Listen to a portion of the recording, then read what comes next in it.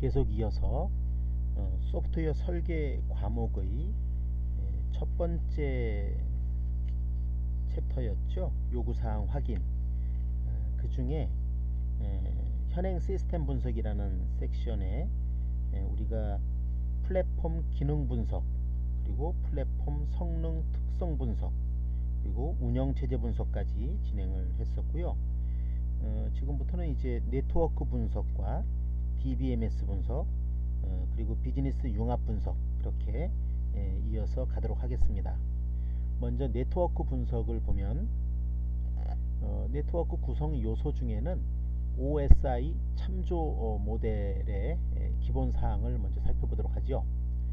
OSI 참조 모델은 모든 유형의 컴퓨터 시스템 간의 통신을 허용하는 네트워크 시스템의 설계를 위한 계층 구조이며, 계층별 기능과 역할은 아래와 같습니다. 먼저 밑에서부터 보면 물리 계층, 데이터 링크 계층, 네트워크 계층, 전송 계층, 세션 계층, 그리고 표현 계층과 응용 계층이 있습니다.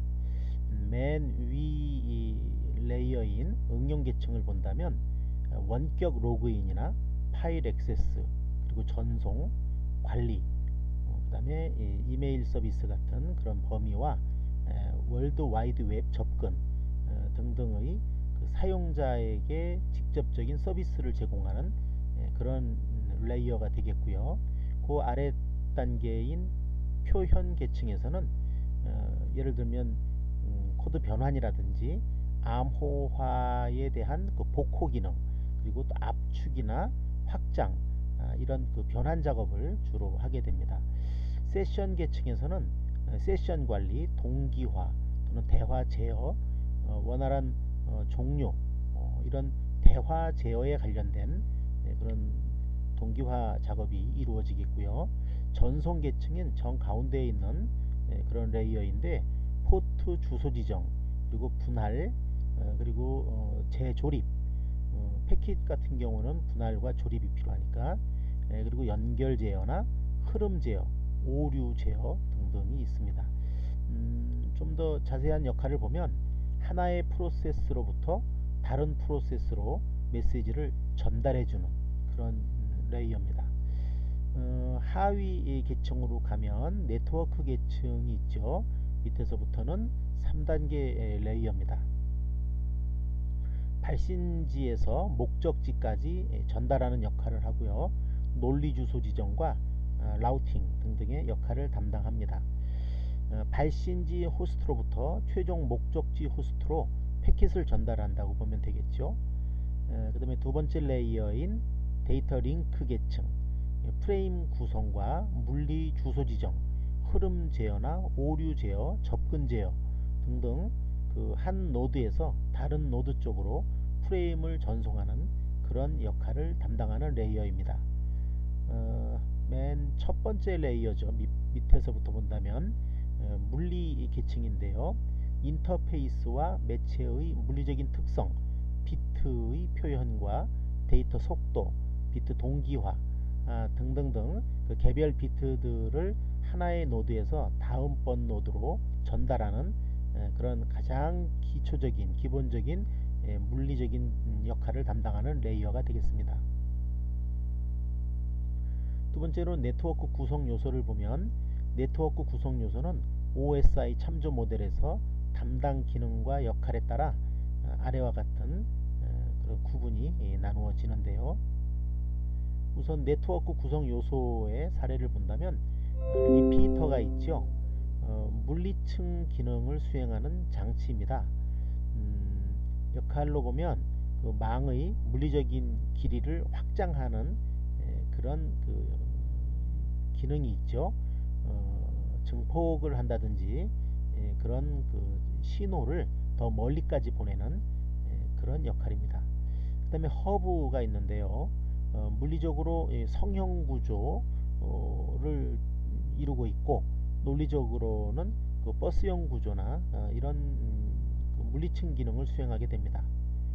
망의 물리적인 길이를 확장하는 데 쓰이는데, 이것은 그 리피터 기능보다는 어떤 배선의 상황을 유리하게 하는 그런 기능입니다. 그리고 브릿지가 있는데요. 물리층과 데이터 링크층의 기능을 수행하게 되고 큰 네트워크를 작은 세그먼트 단위로 분할하는 그런 기능을 담당합니다. 스위치가 있는데 이것은 여러 개의 포트를 가진 고성능 브릿지 역할이라고 보면 되겠죠. 링크 계층 네트워크를 결합하여 망을 확장하는 그런 구성도입니다. 그리고 라우터가 있는데요. 물리적 데이터 링크 그리고 네트워크 층의 기능을 수행하게 됩니다. 다중 상호 연결망에서 패킷을 중계하는 그런 역할이죠. 그 다음에 게이트웨이, 이것은 모든 계층의 기능을 수행하게 되는데 프로토콜 변환기 역할이라고 보면 되겠습니다. 네트워크 구성 요소별 자원을 보면 먼저 공통사항으로는 NPU가 있겠죠. 네트워크 프로세싱 유닛이 되겠고, 그 다음에 메모리가 필요합니다.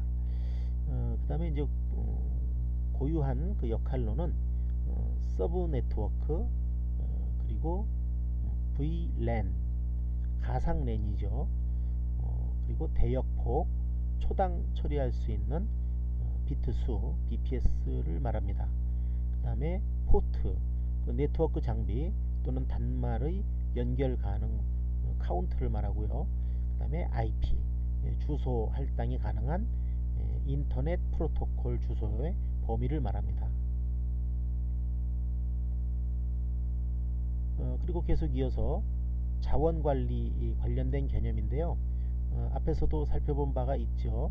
전사 아키텍처, 엔터프라이즈 아키텍처, 전체 회사 전체적인 아키텍처를 말합니다. 기업 전체의 목표와 요구를 잘 지원하기 위해서 IT 인프라의 각 부분들이 어떻게 구성되고 작동되어야 하는지를 체계적으로 기술하는 것이 되겠습니다.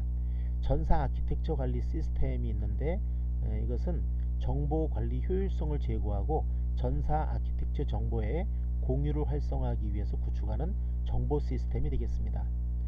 그리고 정보 시스템 서비스 관리는 합리적인 비용 범위 내에서 합의된 품질 수준의 서비스를 제공할 수 있도록 프로세스 자원, 기술을 총체적으로 관리하기 위한 선진적인 IT 관리 체계가 되겠습니다. 그리고 구성관리 데이터베이스가 있는데요. 이것은 IT 서비스를 위한 그런 구성 항목이 되겠는데 정보와 관계를 정의하고 변경을 통제하며 정보를 표준화하여 공유하기 위한 데이터 통합 저장소를 말합니다. 그리고 네트워크 구성 요소 정의를 보면 네트워크 자원 분석에 필요한 네트워크 구성 요소를 먼저 도출해야 되고요. 여기서는 네트워크 자원 분석에 필요한 구성 요소 식별을 위해서 구성 관리 정보를 확인하고 구성 정보 수집기를 실행하고 사용자 면담 등을 진행하게 됩니다.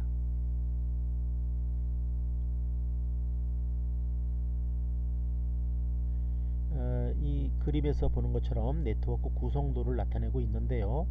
먼저 웹 서버들이 모여있는 그런 DMZ 영역이 있고 이것을 스위치가 조절하고 있죠.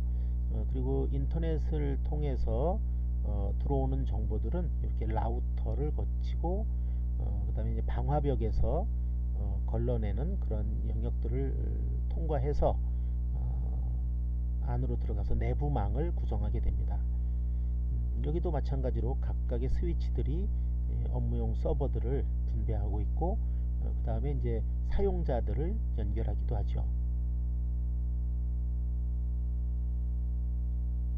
그래서 라우터와 스위치, 허브 등이 필요하게 되는데 다시 한번 라우터를 살펴보면 본사 내부망 라우터와 그 다음에 지사 내부망 라우터, 좀 더 큰 영역이죠. 본사에서만 본다면 본사 내부망 트래픽 경로를 설정하게 되고 지사 것에서는 지사 내부망 트래픽 경로를 설정하게 됩니다. 스위치는 본사 백본 스위치 그리고 지사 백번 스위치가 나누어져서 역할을 담당하게 되겠죠. 이것은 이제 본사와 지사로 나눠져 있을 경우 그렇게 분류해 볼 수 있다는 겁니다. 그 다음에 허브도 마찬가지로 각각의 민원실이라든지 기계실이라든지 따로따로 허브가 구성될 수 있죠. 그래서 전체적으로 네트워크 구성 정보를 분석하고 선정해야 됩니다. 그리고 구성 요소 간의 연결 정보를 정의해야 되고요. 네트워크 구성 요소와 구성 요소 간의 연결 정보를 기초로 네트워크 구성 요소를 명세화해야 됩니다. 명세화라고 하는 것은 자세하게 기록하는 것을 말하고요. 네트워크 구성 요소에 필요한 네트워크 자원을 설정하게 되는데 네트워크 구성 요소의 가용 자원을 조사하고 구성 요소의 기능별 자원을 분석하고 자원명을 표준화합니다. 그리고 표준 자원 목록표를 작성하게 되고 구성 요소별 관리 대상 자원을 설정하지요. 그리고 네트워크 구성 요소에 필요한 네트워크 자원을 검토합니다. 그리고 마지막으로 관리 대상 자원의 명세표를 작성하게 됩니다. 앞장의 그 앞부분의 네트워크 분석 파트에서 네트워크 구성 요소 정의가 이제 마무리를 짓는데요. 네트워크 구성도, 네트워크 장비 목록표, 그리고 네트워크 자산 관리 대장을 분석하여 네트워크 구성 요소 명세서를 작성한다. 마지막에는 꼭 그 명세서 작성으로 끝난다는 사실이죠. 그리고 이제 다섯 번째 DBMS 분석인데요. 데이터베이스 관리 시스템입니다. 그 주요 특성과 여러 고려 사항들을 살펴보도록 하죠. DBMS라고 하는 것은 사용자 그리고 다른 애플리케이션, 데이터베이스와 상호작용하여 데이터를 저장하고 분석하기 위한 컴퓨터 소프트웨어 애플리케이션이다. 그리고 데이터베이스를 생성, 조회, 변경 이런 그 관리를 하는 그 주요 기능들이 있습니다. DBMS의 종류들이 여러 가지가 있는데요. 오라클, 또 데이터베이스 2라는 IBM용이 있고요. 마이크로소프트 것으로는 SQL이 있겠고, MySQL, SQLife, 그리고 몽고DB도 있죠. 레디스도 있고요. 이런 여러 가지 그 데이터베이스 매니지먼트 시스템들이 있습니다. 용도가 각각 대규모나 중소규모, 또 오픈소스 개념, 또는 이렇게 그 스마트폰이라든지 태블릿 PC에 맞는 그런 규모도 있고요. 또 오픈소스들도 여러가지 제공되고 있죠. 그래서 DBMS의 여러 종류가 각각 그 특징별로 있기 때문에 업무마다 적절하게 선택을 해서 적용시키면 되겠습니다. DBMS의 고려사항으로는 정보 시스템 구축을 할 때 DBMS 관련 요구사항 식별을 위해서 아래와 같은 고려사항이 있습니다. 먼저 가용성이죠. 장기간 시스템을 운영할 때 장애 발생 가능성, 그 다음에 DBMS의 버그 등으로 인한 패치 설치를 위한 재가동, 그리고 백업, 복구의 편의성도 따져봐야 되겠죠. 그 다음에 DBMS의 이중화나 복제 지원 여부도 중요한 가용성이 되겠습니다. 그리고 성능 쪽에서 본다면 대규모 데이터 처리가 가능한지, 그리고 대량 거래 처리 성능과 다양한 튜닝 옵션이 지원되는지, 비용은 어떤지, 최적화 지원 및 설정의 최소화 등등의 성능이 뒷받침되는지를 알아봐야 되겠고요. 그 다음에 기술적인 지원에서 본다면 공급 벤더들의 안정적인 기술 지원, 그리고 다수의 사용자 간의 정보 공유, 오픈소스인지의 여부 등등이 중요한 목록이 되겠죠. 상호 호환성도 중요한데요. 설치 가능한 운영체제의 종류, 그리고 다양한 운영체제에서 지원되는 JDBC나 ODBC 등등이 되겠습니다. 구축 비용도 중요하겠죠. 라이선스 정책에 따르는 그런 또 비용이 있겠고요. 유지 그리고 관리 비용도 발생하게 됩니다. 그리고 총 소유 비용이 얼마인지 등등도 중요한 체크 포인트가 되겠습니다. 그리고 6번 항목에서 비즈니스 융합 분석인데요. 앞에서 살펴봤던 것들에 대해서 비즈니스적인 측면에서 융합해서 분석을 해봐야 됩니다. 먼저 미들웨어의 주요 특징과 고려사항을 살펴보겠습니다. 먼저 미들웨어라는 것이 무엇인가 하면 운영체제와 소프트웨어 어플리케이션 사이에 위치하는 소프트웨어 어플리케이션의 운영체제가 제공하는 서비스를 추가, 확장하여 제공하는 컴퓨터 소프트웨어들을 미들웨어라고 정의합니다. 웹 어플리케이션 서버가 있는데요. 동적인 웹사이트, 웹 어플리케이션 그리고 웹 서비스의 개발을 지원하기 위하여 설계된 소프트웨어로서 데이터 접근, 세션 관리, 트랜잭션 관리 이런 것 등을 위한 라이브러리를 제공하고 있습니다. 웹 어플리케이션 서버의 종류도 아래와 같이 여러 가지가 있죠. 웹 어플리케이션 서버의 종류는 여러 그 벤더 회사들의 그 입장과 성능 등등에 따라서 여러 주요 용도에 맞게 선택을 해서 사용하면 되겠습니다.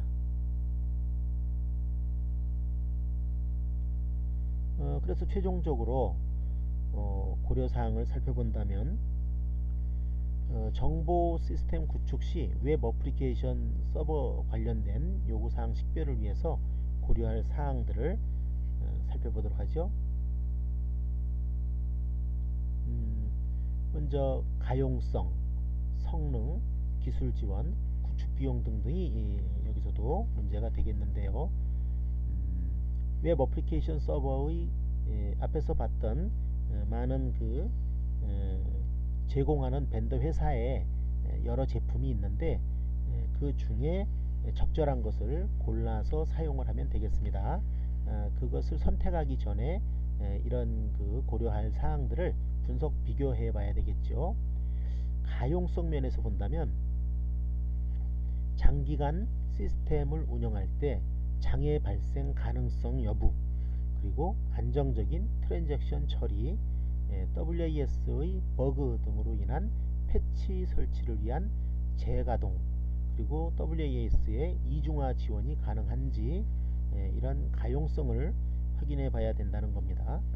그 다음에 성능 면에서 본다면 대규모 거래 요청 처리 성능, 그리고 다양한 설정 옵션 지원, 그리고 개비지 컬렉션의 다양한 옵션이 필요합니다. 개비지 컬렉션이라고 하는 것은 남는 어떤 그 공간들의 이렇게 조각 모음과 같은 그런 서비스 역할을 말하는 겁니다. 기술 지원 쪽에서 본다면 공급 벤더들의 안정적인 기술 지원과 다수의 사용자 간의 정보 공유, 그리고 오픈소스 여부, 이런 것도 중요한 기술 지원 파악이 되겠죠. 그리고 구축 비용도 중요하죠. 그 라이선스 정책과 어떤 비용이 어느 정도인지, 그리고 유지와 관리 비용도 따져봐야 되겠고요. 그래서 총 소유 비용, 이런 그 전체적인 구축 비용을 생각해서 고려해야 되겠습니다. 오픈소스 사용에 따른 고려사항도 알아보도록 하죠. 오픈소스라고 하는 것은 소스 코드를 공개하기 때문에 누구나 특별한 제한 없이 그 코드를 사용할 수 있는 그런 그 오픈소스 라이선스를 만족하는 소프트웨어들을 말합니다. 오픈소스 사용을 할 때 고려사항으로는 라이선스의 종류와 사용자 수, 그리고 기술의 지속 가능성, 이런 걸 고려해 봐야 되겠죠. 라이선스의 종류 등 자세한 내용은 한국저작권위원회 OLIS 사이트에 기록이 되어 있기 때문에 참조를 하면 되겠습니다. 어떤 오픈소스를 사용해야 라이선스에 대한 문제가 없을지 판단하기 어려운 경우에는 전자정부 표준 프레임워크에서 사용 중인 오픈소스 소프트웨어를 참조할 수도 있습니다. 그리고 시스템 용량 산정 방법도 알아보도록 하죠. 시스템 구축을 위해서 필요한 하드웨어 규모는 한국정보통신기술회의 협회의 정보 시스템 하드웨어 규모 산정 지침 TTAK, 그다음에 KO10.0292 이런 관련 내용을 참조하시면 되겠습니다. CPU 용량과 메모리 용량, 디스크 용량 등등을 산정할 수 있습니다. 이렇게 해서 첫 번째 섹션에 대해서 우리가 전체적인 내용을 살펴봤고요. 이어서 바로 뒤쪽에 이 이론을 확인할 수 있는 문제가 나옵니다.